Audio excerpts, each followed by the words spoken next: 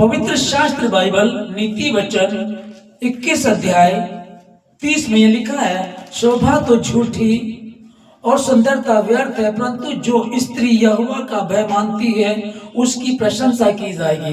परमेश्वर के पवित्र वचन के पढ़े, सुने, समझे और कबूल की जानकर परमेश्वर की आशीष हो। आमीन। जैसे कि आज 8 मार्च 2025 है, अंतरराष्ट्रीय महिला दिवस आज मनाया जाता है और ये बहुत ही खुशी की बात है, बहुत अच्छा लगता है। क्योंकि कई बार हम सुनते हैं कि महिलाओं को वो इज्जत और सम्मान व आदर नहीं दिया जाता था और आज भी बहुत ज्यादा पर धन्यवाद देते हैं परमेश्वर का कि ये शुरू किया गया। और जैसे कि ये शुरुआत जो इसकी हुई, क्यों ये मनाया जाता है, अमेरिका के न्यूयॉर्क में 1908 में 15,000 महिलाएं सड़कों पर उतरी, उन्होंने आंदोलन किया और उनके आंदोलन करने का विशेष कारण था, एक तो वो जो काम करते थे, शायद वो 8 घंटे काम करते हो, तो उनका ये था कि हमें कम काम किया जाए, हमारे से कम काम लिया जाए, ये था। और दूसरा था जो हमसे काम किया, हम जो काम करते हैं शायद वो तनख्वाह कम देते हो, उनको कहा गया कि तनख्वाह बढ़ाई जाए। और तीसरा था कि हमको वोट देने का अधिकार दिया जाए। 19 मार्च 1911 में जर्मनी, स्विट्जरलैंड में पहली बार ये जब मनाया गया तो ये चलता रहा और भारत देश में 1975 में पहली बार इसको मनाना शुरू किया गया और अब तक ये मनाया जाता है। तो ये तो एक इतिहास है, या फिर जो इसको पढ़ने लिखने वाले बच्चे दुनिया इसको जानती है, परंतु पवित्र शास्त्र बाइबल इसके विषय में क्या कहती है, वुमेन्स के लिए बाइबल क्या कहती है, स्त्रियों के विषय में क्या कहती है। जैसे कि हमने नीति वचन 31 का 30 को पढ़ा, शोभा तो झूठी और सुंदरता व्यर्थ है, परंतु जो स्त्री यहोवा का भय मानती है उसकी प्रशंसा की जाएगी। तो जो स्त्री यहोवा का भय मानती है उसकी प्रशंसा की जाएगी। तो जो बाइबल जिसके विषय में बताती है, क्योंकि पवित्र शास्त्र बाइबल एकमात्र ऐसी पुस्तक है जो पढ़ी जाती है, सबसे ज्यादा पढ़ी जाती है, सबसे ज्यादा सुनी जाती है, सबसे ज्यादा बिकने वाली पुस्तक है और सबसे ज्यादा मानी जाने वाली पुस्तक है उसके विषय में। और मेरी और आपकी तो यही पुस्तक सबसे मेन है। हम इसी को पढ़ते हैं, सुनते, समझते हैं और कोई कहीं भी अगर हमें कहीं समाधान नहीं मिल रहा तो इसमें हर समाधान है, हम इसको पढ़ते हैं। मैं परमेश्वर का धन्यवाद देता हूं कि परमेश्वर कि जब हम इस वचन को पढ़ते हैं समझ में आता। नीति वचन 31 का 10 से लेकर के 30 तक यदि आप पढ़ेंगे तो भली स्त्री के विषय में हमको पता चलता है। फिर यदि रूत के विषय में, रूत मोआबनी थी, वो मोआब की गैर जाति की थी। जब उसका पति मर गया और कुछ भी नहीं था, पति मर गया, बच्चे नहीं थे और उसकी सासू माँ भी बूढ़ी थी, वो काम भी नहीं कर सकती थी, अब काम भी इसी को करना था। लेकिन इसने एक निर्णय लिया, इसने इज़राइल के परमेश्वर यहोवा पर विश्वास किया और अपनी सासू माँ नाओमी से इसने कहा, जो तेरा परमेश्वर है वही मेरा परमेश्वर होगा और जहां तुझे मिट्टी दी जाएगी वहीं मुझे भी मिट्टी दी जाएगी। जब इस स्त्री ने एक निर्णय लिया तो हम बाइबल में देखते हैं कि परमेश्वर ने उसको कितना बड़ा औहदा दिया। कल तक जिन खेतों में वो काम करती थी, बाद में परमेश्वर ने उन्हीं खेतों को उसको मालकिन बना दिया। तो वुमेन्स डे का हम समझते हैं जी, जैसे कि डबोरा के बारे में हम बाइबल में पढ़ते कि डबोरा नाम की एक स्त्री थी, इजरायली थी, भविष्यद्वक्तनी थी वो, और वो इजरायलियों का न्याय किया करती थी। परमेश्वर का सामर्थ्य उस पर उतरता था और पूरे इजराइल के लोग उसके पास आया करते थे।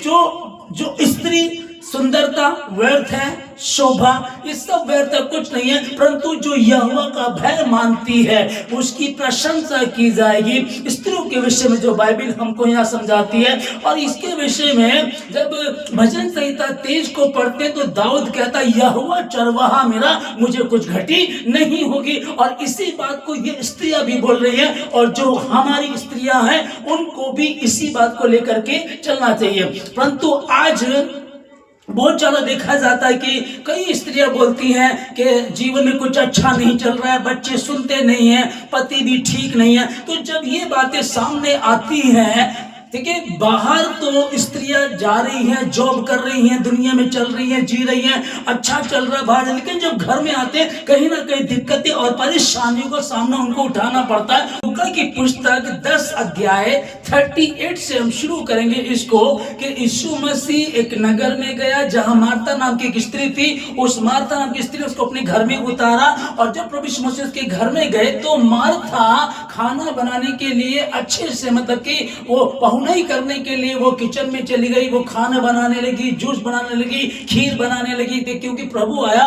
और जो मरियम थी, ये दोनों लाजर की बहन, जो मरियम थी वो यीशु मसीह के चरणों में बैठ गई और उसकी बातें सुनती रही। अब इसको ध्यान से समझिएगा कि मार्था काम करते करते परेशान हो गई, घबरा गई, और लिखा है कि वो यीशु मसीह के पास गई, कहने लगी, हे प्रभु, देख मरियम ने मुझे अकेला छोड़ दिया है, उससे बोलता कि वो मेरी हेल्प कराए किचन में। तब प्रभु ने कहा, मार्था, हे मार्था, तू बहुत सी बातों की चिंता करती है, विचलित रहती है, परंतु मरियम ने वो भाग चुन लिया है जो उससे छीना न जाएगा। अब देखिए, स्वयं प्रभु यीशु मसीह भी क्या कह रहे हैं। अभी लोग क्या करते हैं, मैंने बहुत सारी स्त्रियों को देखा, मसीह बहनों को देखा, वो क्या करती हैं, पति को खुश करने में रहेंगे, बच्चों की पढ़ाई करनी है, होमवर्क करना, उनको स्कूल लेकर जाना, स्कूल से लेकर के आना, इन सारे कामों में रहती है। अच्छा है, मैं ये नहीं करूँ कि नहीं करना, लेकिन जब उनसे बात करते हैं, क्या आप उपवास रख रहे हैं, क्या आप प्रार्थना कर रही है, क्या बाइबल पढ़ रही है, तो अधिकतर सुनने को मिलता है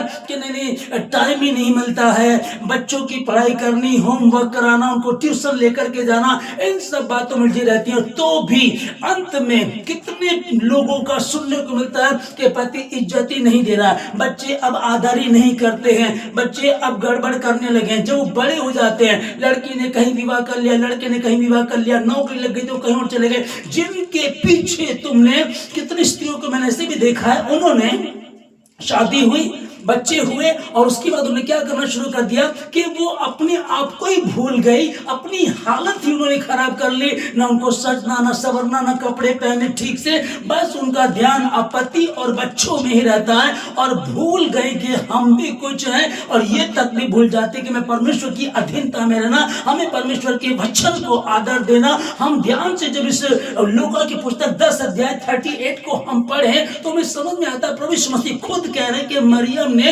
यीशु मसीह के पास बैठ करके उस स्थान को चुन लिया जो उससे छीना नहीं जाएगा। और यही बात है कि आदि में वचन था, वचन परमेश्वर के साथ था, और वचन ही परमेश्वर था। उस समय यीशु मसीह उस गांव में गया, उनके घर में उतरा, और आज मेरे पास क्या है, हमारे पास क्या है, वो यीशु मसीह मारा गया, गाड़ा गया, तीसरे दिन मुर्दों में जी उठा, फिर वो पिता के पास चला गया, और मेरे और आपके पास क्या छोड़ कर गया, यही वचन, यही वचन है। आज उस समय वो उसके समीप बैठ गई, आज हमारी जो स्त्रियां हैं वो क्या करें, इसको पढ़ें, इसको पढ़ेंगे तो कितना अच्छा रहेगा। और जब आप इसको पढ़ेंगे तो आपको समझ में आ जाएगा कि परमेश्वर हमको क्या सिखा, हमसे क्या चाहता। नीति वचन 30 अध्याय हम 10 से जब पढ़ना शुरू करेंगे कि वो घर के कामों को भी करती है। अभी मैं ये नहीं कह रहा हूं कि बच्चों को होमवर्क नहीं कराना, बच्चों को पढ़ाना नहीं, उनका ध्यान नहीं रखना, लेकिन सबसे मेन क्या है, जो मरियम ने जिस भाग को चुन लिया, उस भाग को जब चुनेंगे उसके अनुसार चलेंगे, तब आप आशीषित होंगे। क्योंकि परमेश्वर ने कह दिया है कि मुझसे अलग होकर तुम कुछ भी नहीं कर सकते। और हम लोग भूल जाते हैं कि जब उसने कहा कुछ नहीं कर सकते, फिर भी हम लोग कोशिश करते हैं, चलो कुछ कर लेते हैं, लेकिन फिर दुख और दिक्कतें ही रहती। हे प्रभु, देखो मरियम को देखो, वो तुम्हारे पास बैठ गई है और मेरी हेल्प नहीं करा रही, उसको बोलो ताकि वो मेरी हेल्प कराए। तो ये ठीक है। और हम लोग दुनियावी बातों में बहुत ज्यादा रहते हैं, पौनाई करनी है, तिथि सत्कार करना, उसके लिए प्रभु मना नहीं कर रहा है। अगर आप नीति वचन की 31 वाली स्त्री को आप देखेंगे तो सारे काम करती थी, घर का काम करना, बाहर का काम करना, बच्चों की पढ़ाई लिखाई का, पति की देखरेख का। और लिखा है कि वो कच्चा मटेरियल लाती थी, वो कुछ स्वेटर बुनती थी, कुछ काम करती थी, और व्यापारियों से संबंध बना के रखती थी ताकि वो बेच सके, कुछ खरीद सके। ये सब लिखा है। मैं ये नहीं कह रहा हूं कोई ये नहीं करना, परमेश्वर कहता है करना है, तुम्हें बढ़ना है, तुम परमेश्वर की बेटियां हो, लेकिन मुझसे अलग होकर तुम कुछ भी नहीं कर सकते। जो वुमेन्स डे है दुनिया मना रही है प्रथा के अनुसार के हर साल 8 मार्च आता है और हम एक दूसरे को हैप्पी वुमेन्स डे बोले। भैया आज तो हम स्त्रियों का दिन है, चलो कुछ बाहर चल करके पार्टी करेंगे, कुछ बाहर जा करके खाएंगे, चलो कर सकते अच्छे कपड़े, मैंने ठीक है, लेकिन एक ही दिन का नहीं है। परमेश्वर ने इसको हर दिन के लिए कहा है कि जो भाग मरियम ने चुन लिया वो उससे छीना ना जाएगा। और यदि हम अपने परमेश्वर की अधीनता में रहेंगे, यदि हम अपने परमेश्वर के शरण में रहेंगे और यदि हम उस वचन को पूरा करेंगे कि जो परम प्रधान की छाए हुए स्थान में बैठा रहे वो सर्वशक्तिमान की छाया में ठिकाना पाएगा। बहुत सारे लोग हैं, बहुत सारी स्त्रियां हैं, मसीह बहनें जिनको मैं बहुत अच्छे से जानता हूं, जिन्होंने परमेश्वर को तो उस तरह का आदर नहीं दिया।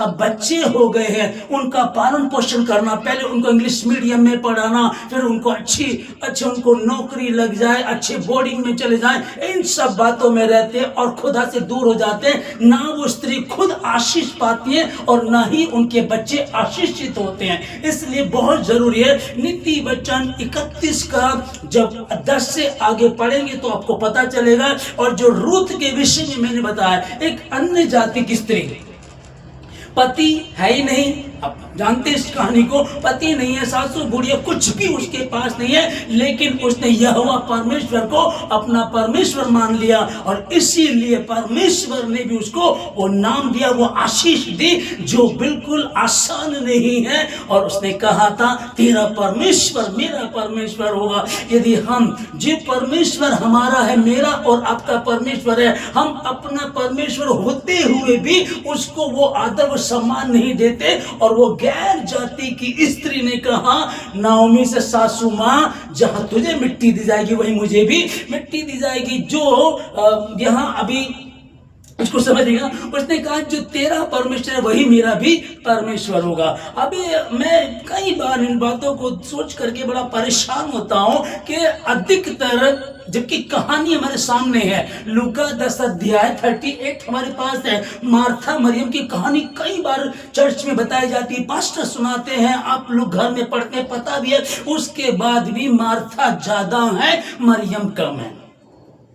शैतान की भयंकर चाल है, शैतान यही चाहता है कि उलझे रहें और उलझाना चाहता है। तो अब से आप ध्यान रखिएगा कि आज जो वुमेन्स डे है, इस वुमेन्स डे पे आप विशेषकर एक बात का ध्यान रखिएगा कि आप मार्था नहीं मरियम बनेंगे। मतलब मार्था तो पहले मरियम वाला रोल अदा करना, परमेश्वर की शरण में बैठना, उसके बाद आप मार्था वाला रोल अदा करेंगे।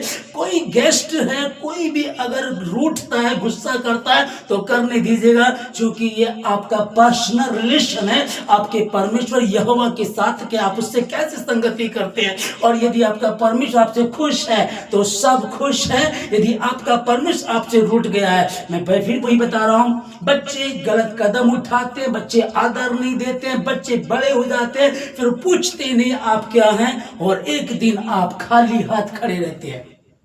एक दिन आपको ऐसा लगता है कि हमारा तो कुछ भी नहीं है, मानो हमने जिंदगी के 20, 25, 30 साल यूं ही गवा दिए, विवाह हुआ, बच्चे हुए, फिर उनमें उलझ करके रह गए, फिर कुछ जिंदगी नहीं थी। और यदि खुदा तुम्हारे साथ नहीं है तो समझ लीजिएगा, चूंकि लिखा है जो परम प्रधान के छाए स्थान में बैठा रहेगा वही पाएगा। मैं एक किसी को सुन रहा था तो कोई बोल रहे थे, कहने लगे कि स्त्रियों को किसी भी धर्म में सम्मान नहीं दिया जाता, ऐसे कुछ बोल रहे थे। वो कह रहे कि सिर्फ स्त्रियों को यदि कहीं सम्मान मिलता तो वो भारतीय संविधान है उसमें सम्मान मिलता है। तो भारतीय संविधान का मैं आदर करता हूं, उसके लिए मैं गलत नहीं बोल रहा हूं, लेकिन शायद उनको ये नहीं पता कि पवित्र शास्त्र बाइबल स्त्रियों के विषय में क्या कहता है। क्योंकि जब परमेश्वर ने आदम के लिए स्त्री को बनाया था तो लिखा है कि आदम की पसली को लेकर के, पसली मतलब कि यहाँ की हड्डी को लेकर के बनाया था। समझिए उसके ध्यान से कि उसने ना तो पैर की हड्डी ली, ना उसने घुटने की हड्डी ली। कि लोग कई बार कहते हैं ना कि स्त्री जो पत्नी जो वो तो पैरों की जूती है। कुछ लोगों की सोच ऐसी घटिया सोच है, लेकिन बाइबल में ऐसा नहीं है। कि सबसे पहले जब उसने आदम को बनाया, फिर उसके लिए स्त्री को बनाया, तो उसकी पसली से रचा उसको। अब देखिए तो सम्मान की बात सबसे पहले, और उसके बाद परमेश्वर ने कहा अब वो दो नहीं परंतु एक हैं। इस बात को समझिएगा।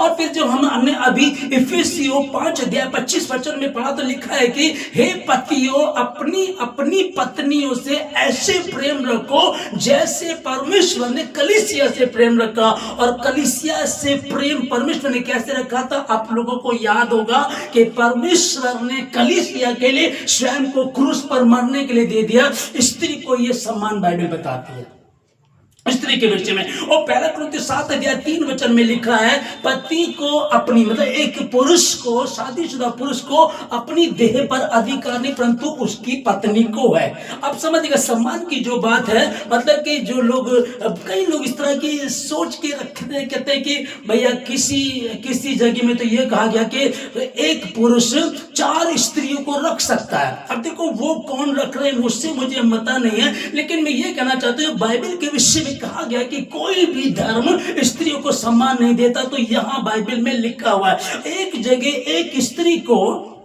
वो व्यभिचार करते हुए पकड़ी गई। उसको कुछ लोग यहूदी लोग पकड़ करके लाते हैं और कहते हैं गुरु यीशु मसीह को कहने लगे देखो इस स्त्री को हमने व्यभिचार करते हुए पकड़ा गया। तो अभी समझिएगा पुराने नियम में वो बताने लगे कि मूसा की पुस्तक में लिखा हुआ है, मूसा ने लिखा है कि कोई स्त्री अगर व्यभिचार करती पकड़ी जाए तो उसको पत्थरों से मार करके खत्म कर दिया जाए। जबकि ये नहीं लिखा था, लिखा ये है यदि स्त्री और पुरुष दोनों, क्योंकि दो ही लोग तो व्यभिचार करेंगे, अकेला थोड़ी करेगा, दो लोग व्यभिचार करते पकड़े जाए तो उन दोनों को मार दिया जाए। तो ये समाज के कुछ ठेकेदार हो सकते हैं, समाज के कुछ लोग ऐसे हो सकते हैं जो ये सोचते हैं स्त्री को तो हम आगे कहें कि ये गलत है, और पुरुष चाहे जितने भी गलत काम करें उसके लिए कोई सजा नहीं है।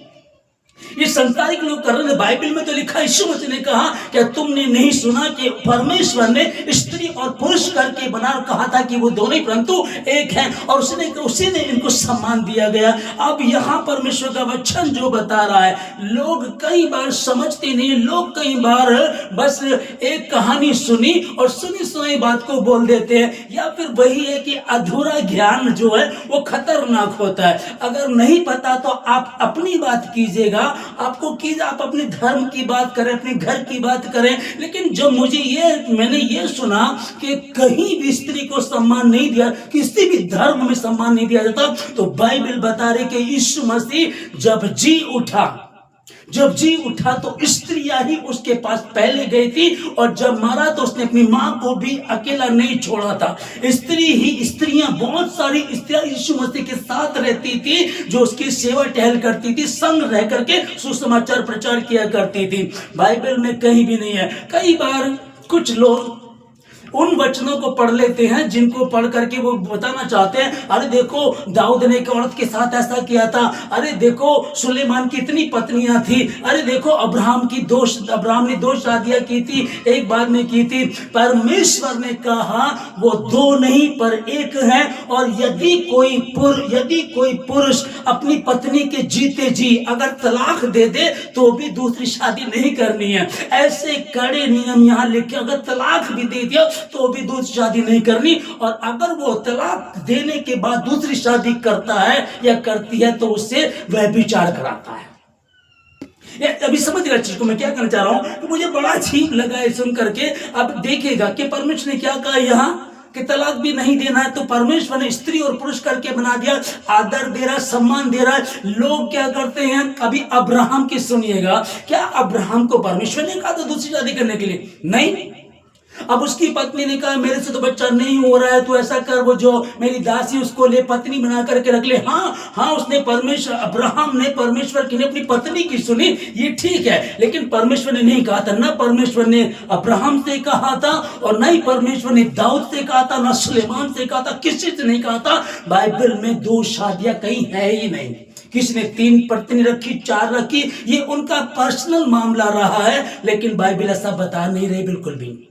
हालेलुया, है ना। तो इसलिए कई बार मन दुखता है। आप जगह जगह पढ़ लीजिएगा, परमेश्वर कह रहा अपनी पत्नियों से ऐसे प्रेम रखो जैसे अपने आप से प्रेम रखते हो। तो अपने आप से कैसे प्रेम रखते हैं बताइए जरा।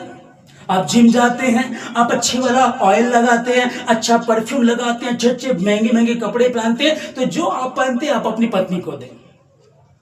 जैसे अपने आप से, अपनी देह से प्यार करते हो, वैसे ही अपनी पत्नी से भी। तो ये पति पत्नी वाला विषय तो नहीं है, वुमेन्स डे है, पर मैं इसलिए बोल रहा हूं कि वुमेन्स डे पे कोई बता रहा था कि वुमेन्स को, स्त्री को, महिला को यदि आदर मिला है तो कहां मिला है? वो संविधान ने दिया है। 1975 में महिला दिवस भारत देश में मनाना शुरू किया गया था, और उससे पहले जो मनाया गया सबसे पहले कहां? जर्मनी में और न्यूजीलैंड में मनाया गया, है ना। अब तो यही है कि पवित्र शास्त्र बाइबल को मतलब आप पढ़ेंगे, आपकी समझ में आ जाएगा। और वैसे आप इधर उधर की बातें करें, कोई फर्क नहीं पड़ता, कोई कुछ ही कहता रहे। तो इसलिए मैं यही कहना चाहूंगा, हाँ वुमेन्स डे है, आप सबों को हैप्पी वुमेन्स डे।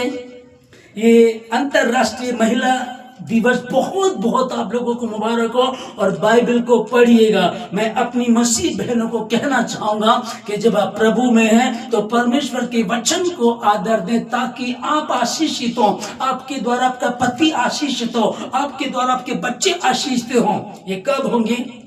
जो परम प्रधान की छाया स्थान में बैठा रहे, आप उसकी चरणों में बैठे रहेंगे। मरियम पवित्र स्थान में बैठी रही और वो आदर उसको मिला। अभी कैसे आदर, कैसे आप समझिएगा उसको, कि जब उनका सगा भाई मर गया था, परमेश्वर को एक ऐसा अद्भुत काम करना था। देखिए कितने काम किए परमेश्वर ने। अंधों ने आंखें पाई, ओके, मुर्दे भी जिंदे किए, विधवा का बेटा जिंदा कर दिया, 12 साल की लड़की भी जिंदा कर दी, है ना। अंधों को आंखें दी, जन्म से लंगड़े, अंधे, लूले, कोड़ी, सब कुछ परमेश्वर ने किया। लेकिन इन सब से बढ़कर जो परमेश्वर ने काम किया वो था 4 दिन के मरे हुए लाजर को जिंदा करना। ये काम उस परिवार में किया जिस परिवार की एक बेटी और यीशु मसीह के चरणों में बैठी रहती थी। इतना बड़ा नाम उनको दिया गया। 4 दिन का मृतक लाजर को कोई जिंदा नहीं कर सकता था, कोई नहीं कर सकता था। और ये बड़ा काम परमेश्वर ने उस परिवार से किया। आपके परिवार में परमेश्वर ऐसा काम करे, इसलिए उसके समीप बैठो, उसके समीप बैठो, ताकि परमेश्वर आपके भाई को, आपके बच्चों को, आपके पति को, बेटी को, बेटों को, परिवार को परमेश्वर आशीष दे सके, वो नाम दे सके कि जिसको याद किया जाए। पूरे पवित्र शास्त्र बाइबल में एक जगह मिलती है, 4 दिन मृतक लाजर को यीशु मसीह ने, जो कब्र में था, जिसमें से लोग कह रहे थे उसमें से दुर्गंध आती है, उसको जिंदा कर दिया। देखिए ध्यान से समझिएगा, क्या था? मरियम यीशु मसीह के चरणों में बैठ गई, और मार्था किचन में काम कर रही है और कहती है, हे प्रभु देख ले प्रभु, मुझ पर कितना भार है। मरियम को बोलता है कि वो मेरी हेल्प कराए, और यीशु मसीह ने कहा कि मरियम ने वो भाग चुन लिया जो उत्तम है, जो बेस्ट है, और जो उसे छीना नहीं जाएगा। पर तू बहुत सी बातों की चिंता करती है। आज की महिलाएं, विशेषकर हमारा तो यही है कि विशेष हमारी मसीह बहनों से, मसीह स्त्रियों से है कि वो बहुत सारी बातों की चिंता करती है। हाय कल का क्या होगा, हाय हमारे पास पैसा नहीं है, कारोबार नहीं है, हाय बच्चों की पढ़ाई कैसे होगी, अगर छोटे स्कूल में तो क्या होगा। परमेश्वर तुमको कहीं से भी उठा सकता। परमेश्वर उन धर्मियों को कभी लज्जित होने नहीं देता, और परमेश्वर खुद कहा कि जवान शेर तो भूखे रह सकते, परंतु यहोवा के खोजियों को किसी भली वस्तु की घटी नहीं हो सकती। हम जब हमने देखा भी रूथ के विषय में पढ़ा, अरे आप अपनी बेटियों का नाम रूथ रखना चाहते हैं ना, आप एस्तर रखना चाहते हैं, एस्तर के जीवन को देखेगा, वो ईमानदार थी, है ना, ईमानदार थी, तो उस जगह तक पहुंचाई गई, और उपवास रखने वाली थी, उपवासी थी, परमेश्वर की अधीनता में रहती थी, इसलिए परमेश्वर ने उसके द्वारा पूरी यहूदी कौम को बचा लिया। तो क्या परमेश्वर आपके परिवार को नहीं बचाएगा? हाय बच्चों की पढ़ाई है, ट्यूशन है, होमवर्क है, स्कूल है, कैसे करेंगे, कैसे होगा, फीस कैसे जाएगी? वो परमेश्वर सब कुछ कर सकता, उसके लिए कुछ भी मुश्किल नहीं है। संभव को संभव करने वाला यीशु नासरी है। मरियम ने उस भाग को, उत्तम भाग को चुन लिया है। हालेलुया। मरियम ने उस उत्तम भाग को चुन लिया। मार्था तो बहुत बातों की चिंता करती है, जिस पहले वचन को हमने पढ़ा लिखा है, शोभा तो झूठी और सुंदरता व्यर्थ है, परंतु जो स्त्री यहोवा का भय मानती है उसकी प्रशंसा की जाएगी। शोभा तो झूठी और सुंदरता व्यर्थ है। परमेश्वर जो सुंदरता देगा, आपके जैसा कोई सुंदर हो ही नहीं सकता। जो आपको गुण आपके अंदर होंगे उनको और सजा देगा, संवार देगा। और जगत के मूर्खों को चुन लिया तुम तो फिर भी उसकी बेटियां हो, वो तुम्हें किसी भली वस्तु की घटी होने नहीं देगा। परंतु जो यहोवा का भय मानती है उसकी प्रशंसा की जाएगी। और प्रशंसा ये नहीं कि वो बंद कमरे में करेगा, पृथ्वी के छोर तक वो गवाह बनेगी, वो गवाही बनेगी। तो परमेश्वर आप लोगों को बहुत आशीष दे। Happy women's day. खुदा आपके साथ हो। अब तक जाने अनजाने में गलती की। मैं कई बार मैं सच में बता रहा हूँ, कई बहनों से मैं बात करता हूँ, क्या बात बहन आप प्रार्थना नहीं, भैया टाइम नहीं मिलता, नौकरी भी तो है, ड्यूटी पे जाना होता है। फिर उसके बाद जो घर में रहती है वो कहती है बच्चों की चिंता है, फिर और है तो घर का है, ये सब सारे कामों के लिए आपके पास टाइम होता है, परमेश्वर के समीप बैठने का टाइम नहीं होता। और आप खतरे में हैं, डेंजर जोन में हैं, आप प्रॉब्लम्स में पड़ जाती हैं। और उसके बाद एक दिन आप कहें हाय ये हमने क्या कर दिया। और जब वक्त निकल जाता फिर कुछ भी बचता नहीं है। वक्त रहते आप समझिएगा। और आज का ये वुमेन्स डे,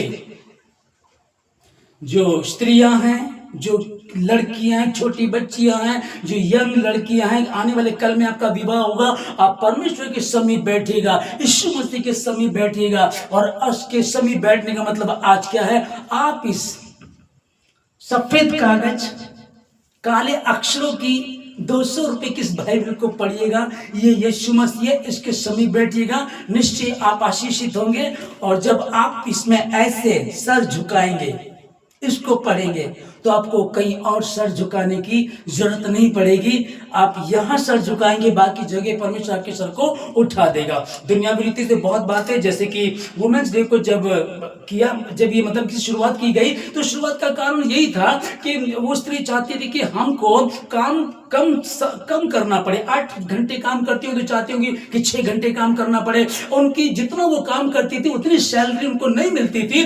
तो यही था उनका दूसरा, कि हमें काम के अनुसार जितना काम करते उतनी हमको तनख्वाह मिलनी चाहिए। और तीसरा कि हमको वोट का अधिकार दिया जाए कि हम चुने कि हमारा मुख्यमंत्री प्रधानमंत्री कौन होगा। और ये उनको मिला, ये मिल गया, प्रभु का धन्यवाद। लेकिन यहाँ के बाद, ये यहाँ का है, यहाँ के बाद हमको कहाँ जाना है, उसी यीशु मसीह के समीप जाना है। और उसके समीप हम कब जा सकते हैं, जब यहाँ की हमारी तैयारी होगी। आप वो वुमेन्स हो जो 5 तैयार थी, जिन्होंने मसाले ली थी और एक्स्ट्रा कुप्पियों में तेल भी लिया था।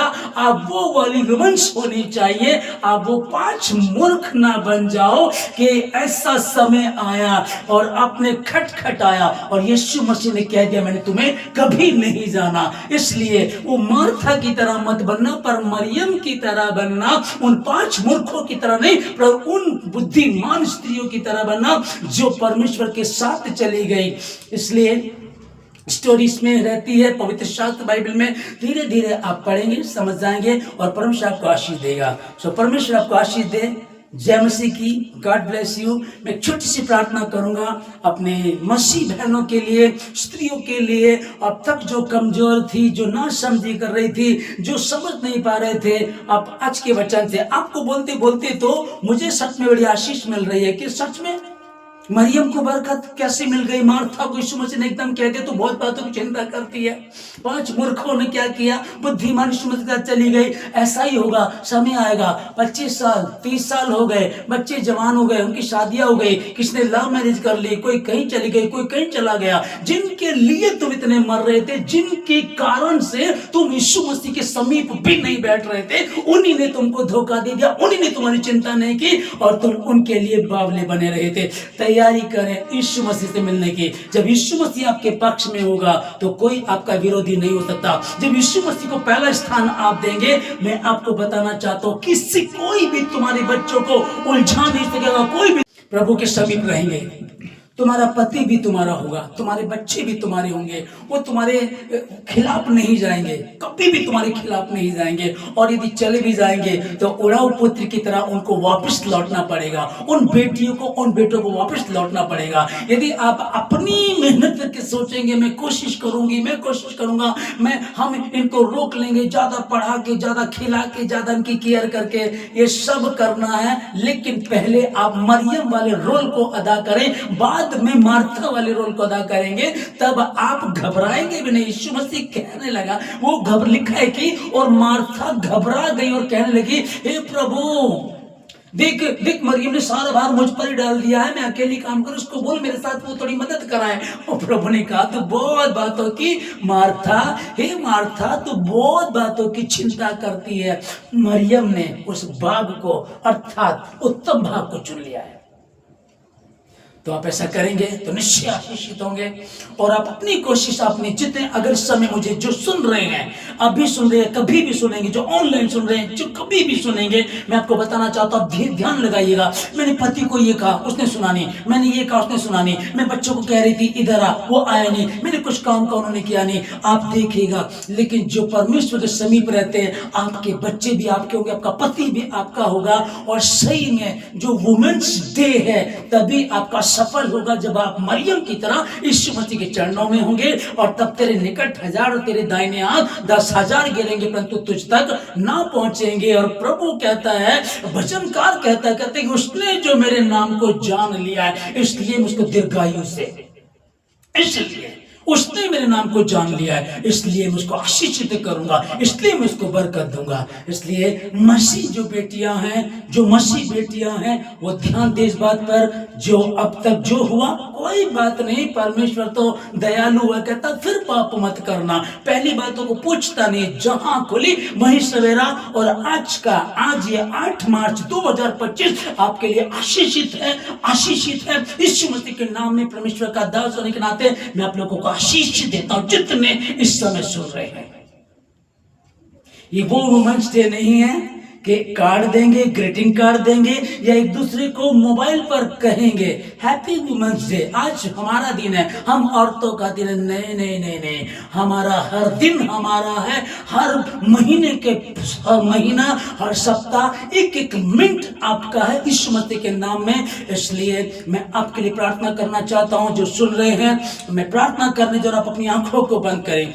सर्वशक्तिमान परमेश्वर, पवित्र प्रभु, मैं आपका धन्यवाद देता हूं पिताजी सारी बातों के लिए, आज के दिन के लिए, सुंदर समय के लिए, आपके पवित्र वचनों के लिए जो आपने मुझे दिया। प्रभु जी, मैंने आपके बच्चों तक पहुंचा दिया, जितनों ने ध्यान से सुना, सुन करके माना, उस पर चलने का निर्णय लिया कि आज एक वायदा करेंगे, हम अपने आप से वायदा करना, किसी और से नहीं, परमेश्वर को हाजिर नाजिर जान करके अपने आप से वायदा करें कि ये जो वुमेन्स डे है, ये जो महिला दिवस है, आज से शुरुआत है और आपके बाद हम कोई गलती ना करेंगे। मैं यीशु मसीह के समीप बैठूंगी, मरियम की तरह बनूंगी, ना कि मार्था की तरह।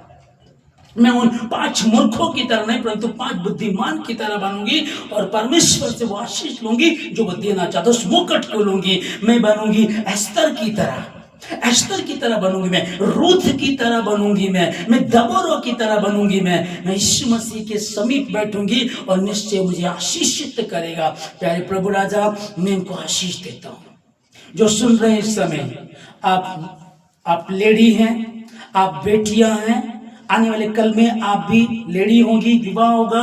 मैं प्रार्थना करता हूं आप लोगों के लिए, आप निर्णय लीजिएगा, अपने आप से बात कीजिएगा, खुदावन पहले तू है, बाद में सब कुछ है, पहले तू है परमेश्वर, मैं तेरे समीप बैठूंगी, उस वचन को आदर दूंगी, वचन संहिता 91 वाले को आदर दूंगी, मैं फर्स्ट को आदर दूंगी, मैं आदर दूंगी, मार्था को नहीं, मैं परमेश्वर तेरे शब्दों को, कि मरियम ने वो भाग चुन लिया। प्रभु राजा, मैं प्रार्थना करता हूं परमेश्वर, यदि कोई अभी भी नहीं समझ पा रहा है तो उसको, उसके ढीठपन को तोड़िए यीशु मसीह जी, तोड़िए ढीठपन को, यीशु मसीह के नाम में टूटे।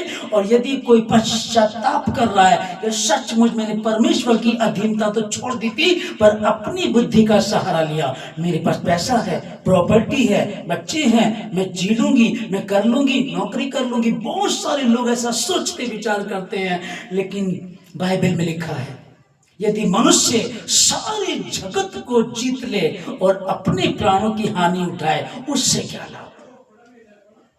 मैं प्रार्थना करता हूं परमेश्वर इन लोगों को आशीष दे, जितने इस समय परमेश्वर प्रार्थना को सुन रहे हैं और आपसे प्रार्थना कर रहे हैं परमेश्वर, और निर्णय ले रहे मन ही मन निर्णय ले रहे हैं। हे प्रभु राजा, जाने जाने में गलती क्षमा कर दे, मेरी सुध दे प्रभु जी, अब से मैं ऐसा नहीं करूंगी, अब तक गलती की, ठीक है, क्षमा कर दीजिएगा, आगे मेरी सुध दे ले। और यदि आपसे नहीं हो पा रहा तो भी प्रभु से कहें, हे प्रभु मैं कोशिश करती हूं पर होता नहीं है। फिर प्रभु ने कहा, ये सब परिश्रम करने वाली बेटियों और बोझ से दबी हुई बेटियों, दुखी परेशान शर्मिंदगी में रहने वाली बेटियों, मेरे पास आओ, मैं तुम्हें विश्राम दूंगा, मेरे पास आओ, मैं तुमको आराम दूंगा। प्रभु राजा, आप इनको संभालें, अपने हाथों में ले खुदावंद, तेरी महिमा, तेरे वचन को आदर मिले, तेरी स्तुति हो, तेरी इच्छा जैसे आसमान में पूरी जमीन पर, इन सबों के जीवन, जितने भवन में, भवन के आसपास सुनते हैं, जितने ऑनलाइन सुनते हैं परमेश्वर, मैं इन सबों को आशीष देता हूँ परमेश्वर। आज के बाद प्रभु राजा, आपकी योजना आपकी इन बेटियों के जीवन से भरपूरी से पूरी हो जाए। धन्यवाद देते सारी बातों के लिए, धन्यवाद के साथ प्रार्थना प्रभु यीशु मसीह के नाम से मांगते हैं, आमीन। Thank you Jesus.